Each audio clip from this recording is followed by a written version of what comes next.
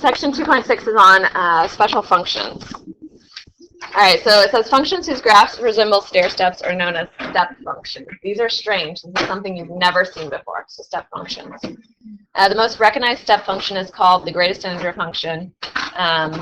Most things denote it as intx, or you might see like kind of a double bracket symbol. So it's like a bracket with an extra line, kind of like real numbers have an extra line. Okay, this is defined to be the greatest integer that is less than or equal to whatever number you have in there. Okay, so we're going to do a t-table. So I'll do the symbol, or int x if you want. So let's think about it. So if I plug in 1, the greatest integer that is less than or equal to 1, right? A greatest integer less than 1 or equal to 1 would be 1, right? It's already an integer. But if I have 1.5, the greatest integer that's less than or equal to 1.5 is 1. Does that make sense? Connor, are you guys paying attention there? So you're going to round down. So you're basically always rounding down. So if I have 1.7, the greatest integer that's less than or equal to 1.7 is 1. It goes down to 1. But then when I get up to 2, the greatest integer that's less than or equal to 2 is itself 2. 2.1 would be 2, and so on. So on the right side, here's what it looks like. So you have the 0.11, and anything that's bigger than 1, so between 1 and 2. So even if I had like 1.99999, right, that's still going to round down to 1. It's dropping it down. So everything until you get to 2 is going to be 1. Then once you get to 2, you have the 0.22. But then 2.1, 2.2, 2.3, 2.9999 all round down to 2. Okay, this is used a lot for like parking garages. Does that make sense? Like you're going to get this flat fee for the first hour, for the second hour, for the third hour. They're not going to charge you by like the minute. You see what I'm saying? They're going to always round down to. So you have at most 2 hours. So if you had 1.5 hours, you're getting charged. I guess they round up in that case. You get charged for 2. It's a step function as well. All right, so open. So it's going to be closed on the left, open on the right. It's going to look like that. So what if I had 0? Well, the greatest integer less than or equal to 0 is itself 0. 0.2, 0, 0.99, 0. Right, so it's still having that pattern. How about negatives? -1 gives you yourself -1, right? Itself. What if I had, so think on a number line, this is usually the easiest way. What if I had -0.5? Where does that round? The greatest integer less than or equal to it? -1. Does that make sense? So it's rounding down, rounding down. So it still continues this pattern. So once you have the first little step, you just continue the step all the way down. So filled in on the left, open on the right. So that is the greatest integer function. Okay, so it says one psychologist charges for counseling sessions at the rate of $85 an hour or any fraction thereof. So draw a graph that represents the situation. Okay, so if you only go for 45 minutes, the psychologist is charging you for the entire hour. Okay, so from 0 to 1, you're getting charged $85, right, until exactly 1 hour. So this time it's going to be filled in on the right. Right, and then once you go an hour and a minute, so if you go a minute over, that psychologist is mean, they're charging you 2 hours, right? So you're going to have, so this was 85, so it'd go up to 170 then. All right. All right, so then you can go the entire 2 hours, but if you go 2 hours and 1 minute, right, you're getting charged for the next one. So it's looking like that, so it's a step function. So anything where there's like an hourly rate, like parking garages, tutoring, psychologist, whatever, they're going to do a step function. Are they always little lines like that? Yeah. Yeah. open circle. Oh, yeah, yeah. So why would you never have like an open, like two closed ones, I guess? Yeah.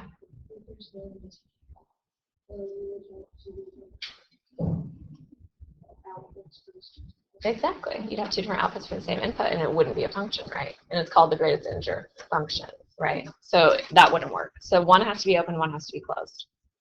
Okay, otherwise it's not going to work. All right, yeah. Sideways stairs. Are there such a thing as sideways stairs? I don't think I've ever seen a situation where there have been sideways stairs. It definitely wouldn't be a function, right? Yeah. But there can be graphs that look like that, I guess. But I don't know what they would represent in real life. Something strange. Why is the open circle on the left? It kind of depends on what your, I would think most real life circles would be open on the right, but the greatest integer function in general is, or I would think most real life functions would be closed on the right, filled in on the right. So if you were like in a parking garage and you pull up right at exactly an hour and it says from 0 to 1 hours, it charges you $1.50, right? You would owe $1.50. But if you get there at 61 minutes, they're going to charge you the next step. Makes sense. So most things are going to be filled in on the right because they're charging you for that exact hour. But the step function is actually filled in on the left. So there's different things. There's like, it's called a ceiling function. That's kind of what that would be. Okay, so next up. So a constant function. So an equation of the form f of x is equal to b. So let's think about that. When you see f of x is equal to b, all that's saying is y is equal to b. When I have a y equals equation, what does it look like? Is it vertical or horizontal? Yeah, if I have like y equals 5, it's horizontal, right? That's what it looks like. So a constant function is a horizontal line through b. So it's like 0b. All right, the identity function, f of x equals x. That's just y equals x. Or you think of it as 1x plus 0 if you want to see mx plus b form. So it has a slope of 1 and goes through 0, 0. So the identity function is right here. We call it the identity function because every point has the x value and the y value the same. They're the same value, right? 1, 1, 2, 2, 3, 3. Right. All right, then the absolute value function. So when you take the absolute value of a negative number, you get the positive version of the number out. AJ. All right, so the absolute value function, if I plug in 1, I get 1 out. If I plug in 2, I get 2 out. If I plug in 3, I get 3 out. But if I plug in negative 1, what do you get? 1. If I plug in negative 2, I get 2. If I plug in 0, I get 0. So it makes it V-shaped. So it's not a parabola. It is an actual V, not a U shape. Okay. So if I have g of x is equal to negative 3, that's just y equals negative 3. So go down to negative 3. Oops, I missed it. Just draw it darker, right? Just like that. So g of x equals negative 3. What if you need something like a f of x equals f of value of x and 1 plus 1? That would be sideways. Nope. So if I had the absolute value of x plus 1, it ends up being shifted up 1. So you really want a sideways one, don't you? Sideways one would be absolute value of y equals x, like that. So all the y values would then become positive. Well, so like think about that's when you would plug in something for y, like 1 and negative 1, you would get 1, 1 out. So you'd have 1, you'd have these 2 points. Like that. That wouldn't be a function. Right, that wouldn't be a function. All right, so the next one. So I have the absolute value of x minus 3. I always tell my students to think about what makes the inside of the absolute value smallest. So what makes the inside 0? What do I plug in? This isn't a hard question, guys. What makes the inside of the absolute value equal to 0? What do you plug in to get 0? Oh. Yeah. So 3, positive 3 if you plug 3 in. All right, I usually put that kind of in the middle. So I'll put 3 in the middle. So when I plug in 3, I get 0. Right? 3 minus 3, 0. Absolute value of 0 is itself 0. And I usually work around that because that's going to be your vertex, whatever makes it as small as possible. So it's making it the smallest positive number, or 0. Right, 0. All right, so let's plug in 4 and 2. So if I plug in 4, I get the absolute value of 4 minus 3. So 4 minus 3 is 1. Absolute value of 1 is 1. When I plug in 2, I get the absolute value of 2 minus 3. So I get absolute value of negative 1, which is also 1. So see how that middle point can kind of help you? It's going to be symmetric around that point. So let's plug in 1 and 5. So when you plug in 5, you get 2. When you plug in 1, you also get 2. So what this graph looks like is 3, 0, 4, 1, 2, 1, 5, 2, 1, 2. So there's the V shape. So it's shifted right 3 from the usual one. All right, so same thing on the next one. So do a t-table as well. What's going to make this part, the absolute value part, as small as possible? What do you plug in? What's the smallest an absolute value can be? 0, right? So if you plug in 0, you get 0. So you have 0 minus 1 is negative 1. If I plug in 1, I get absolute value of 1 is 1. 1 minus 1 is 0. If I plug in 2, I get absolute value of 2 is 2. Minus 1 is 1. All right, and like I said, it will be symmetric around that middle thing, that thing I told you to find first. So you're going to have 0 and 1. You can check, but you'll get those. So you'll have negative 2, 1. You'll have negative 1, 0. You'll have 0, negative 1. 1, 0, 2, 1. So see where the V is now? So it went down 1. Yeah. If you did a function like can you just look at it forward? Yeah, like if you have that first point, then I think you're good. The only thing that may mess that up is if you have a negative in front of your absolute value, then it's going to flip it down. So you'll have a V shape that's going downwards. It's upside down. All right, next up. So this is absolute value function. That's actually a piecewise function. So there's 2 pieces to your graph, the left side and the right side. Okay, so we're going to learn how to graph these piecewise functions. They look very strange. They have this little brace that has 2 things in it, or 3 things. So the absolute value function is actually, can be represented by this right here. So f of x equals negative x if x is less than 0. So do you guys see on your graph, negative x, oh, that's not the one I want. Negative x is right here. It's the left side. See how if you had y equals negative x, that's the line through 0, 0 with slope of negative 1. See how that's part of that line there? You guys understand what I'm saying? Like this is the line. Y equals negative x. All right, and then on the right side, you end up getting, this is the other line, y equals x.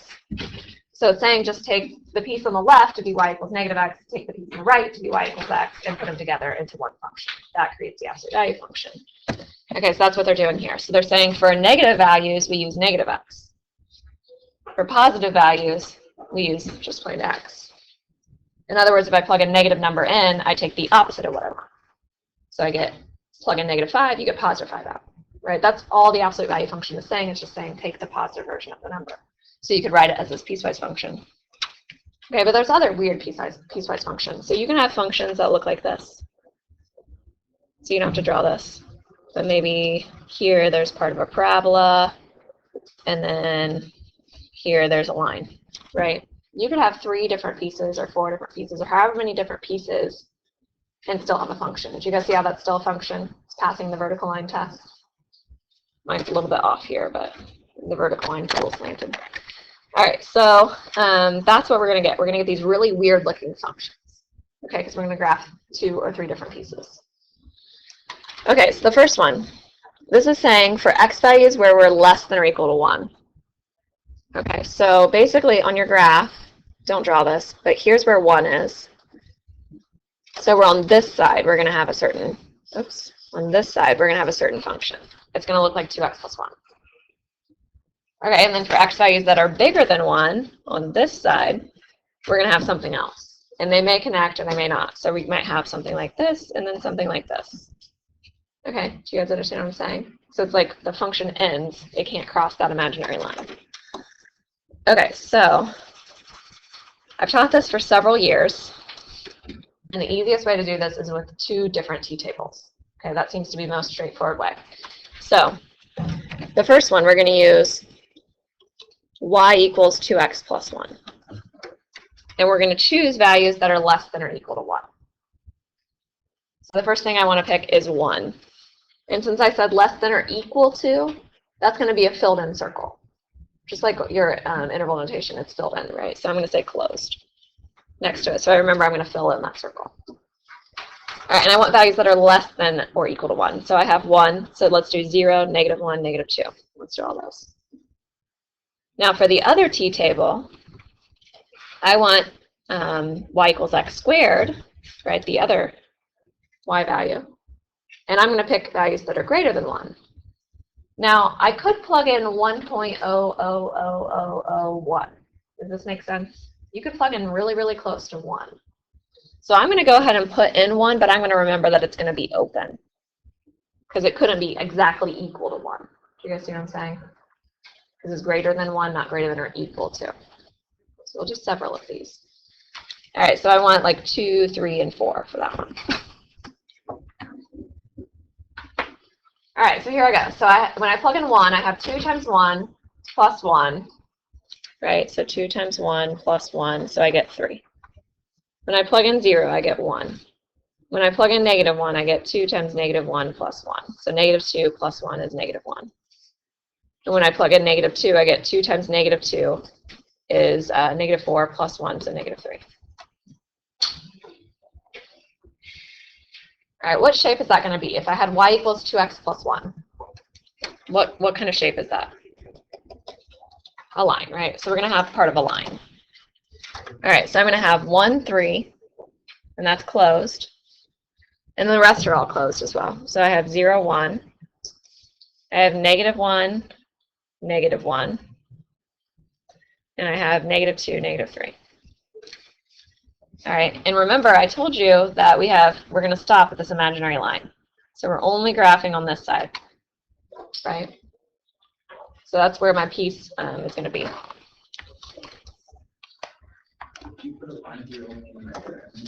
Yep, so it's just like that. So do an arrow on the left, but not on the right. So that's the first piece that we have. Now I need to draw the second piece. Do you guys know the shape for the second one? Y equals x squared.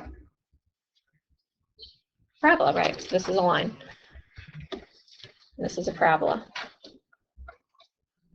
Okay, and it's just pieces of these.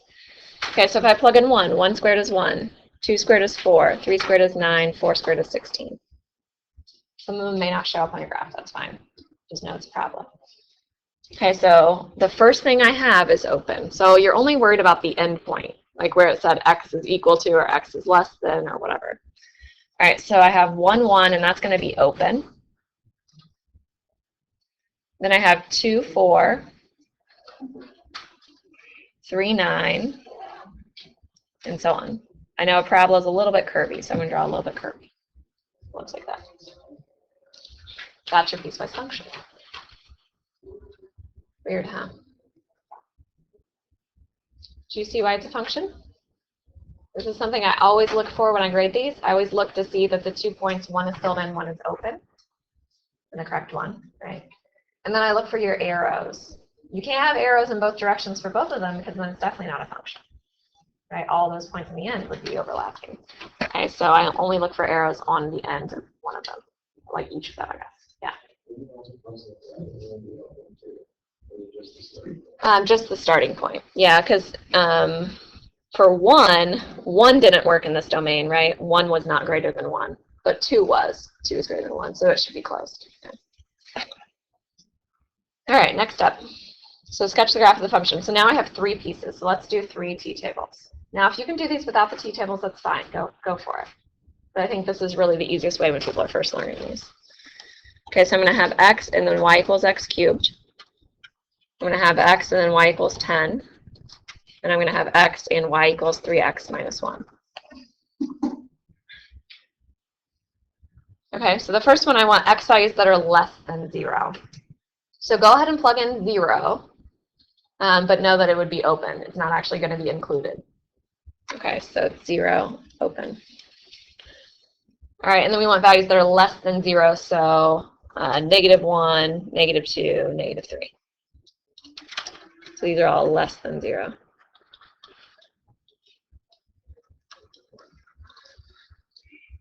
All right, so let's go ahead and plug them in. So if I have 0 cubed, I get 0.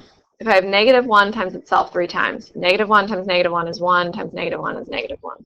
So it ends up being -1. How about -2? So -2 times -2 times -2. So 4 times -2, so -8, right? And the last one's -27, which will be way off our chart.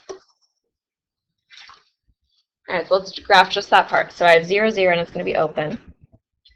I have -1, -1, -2, -8. It's right on the end. All right, and it's kind of curvy like a parabola. The x cubed shape, we haven't talked about this yet, but I always call it the snake function. I don't know why. It looks like a snake like slithering in the grass. It looks like that.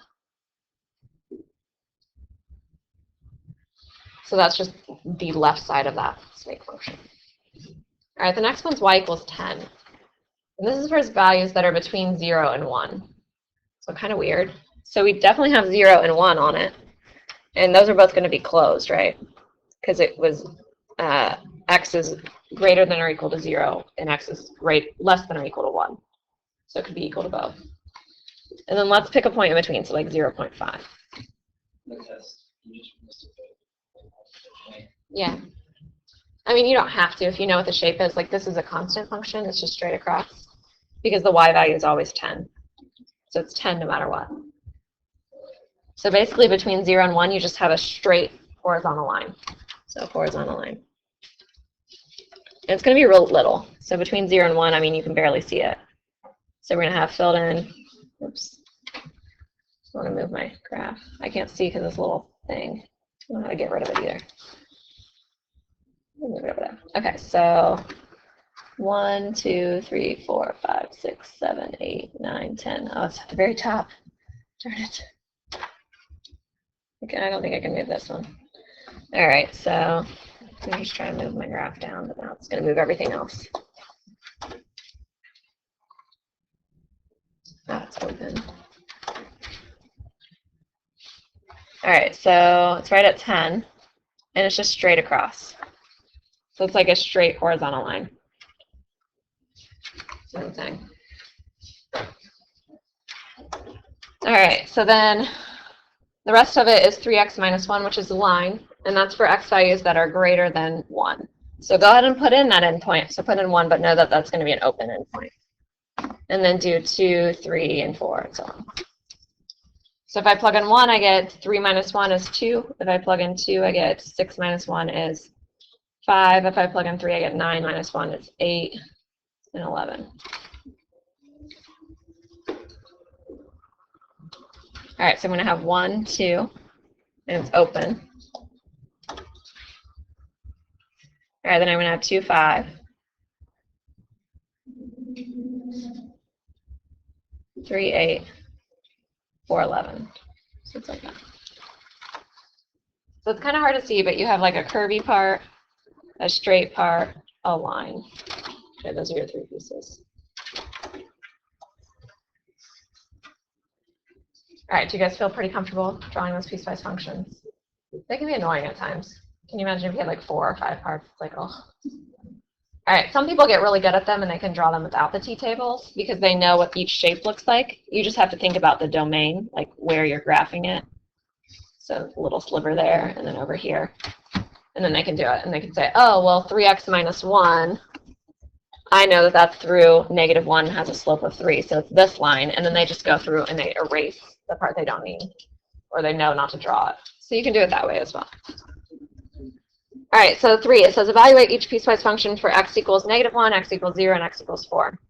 Okay, so x equals -1. So the first thing, I'm going to have f of -1. That's what it means by evaluate the function. All right, you need to think about where -1 is located. -1 is less than or equal to 0, right? So that means we're using this top function. So you're going to have 3 times negative 1 minus 5. So I get negative 8. So that's the first answer. The next one, I want x is equal to 0. So which one do I use, the top or the bottom? So f of 0. Where is 0 located in the domain? It's x is less than or equal to 0, right? It's the top one. So we're going to have 3 times 0 minus 5. So I get negative 5. And the last one, we have x is equal to 4. Well, x equals 4 is greater than 0, right? If you plug in 4, that makes a true statement there. 4 is greater than 0. All right, so that means I'm going to use the last function. So I'm going to say f of 4 is equal to 4 squared plus 1. So f of 4 is 16 plus 1, so 17. See how that works? So you're deciding where is this number located, which piece am I going to use? Like saying if you did a t-table for each one, this number would be on this t-table. All right, so how about the next one? So I have f of negative 1, I want f of 0, and I want f of 4. Okay, so the first one, I have negative 1. Think about if the negative 1 is in the top part of the domain or the bottom part. So negative 1 is less than or equal to negative 1, so it's top. You guys understand? So it's going to be 2 times negative 1 minus 1. So negative 2 minus 1 is negative 3. So the first answer is negative 3. How about f of 0? So is 0 less than or equal to negative 1? No. So it's not the top one. Is 0 greater than 1? Or greater than 1? Oh, man. I made a bad thing here. I didn't do anything for 0, did I? So it's neither. So we'll say undefined here. Yeah, it's not in either domain, is it? So we don't have anything. Or no solution or something. All right, and then f of 4. F of 4 is going to be for x values that are bigger than 1, right? So 4 is bigger than 1. So I have 5 times 4. So you get 20.